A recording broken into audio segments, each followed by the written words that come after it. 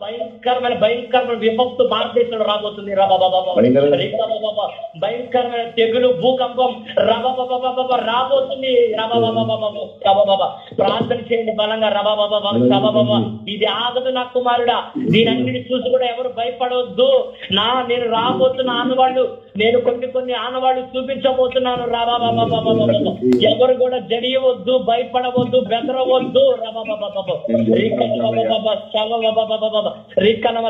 నా సేవకులకు నేను పిలుచుకోబోతున్నాను. నా సేవకులు నా రాజ్యానికి వచ్చేబోతున్నారు. ఏప్రిల్ నుంచి నా సేవకులు కొంతమంది పిలవబోతున్నాను. మీకు తెలియకుండా చాలా మంది నా దగ్గరకు వచ్చేబోతున్నారు. మీరు గ్రహించండి. చాలా మంది నా రాజ్యంలోకి వచ్చి స్థిరపడబోతున్నారు. రిక్కనమ తురవ అందరి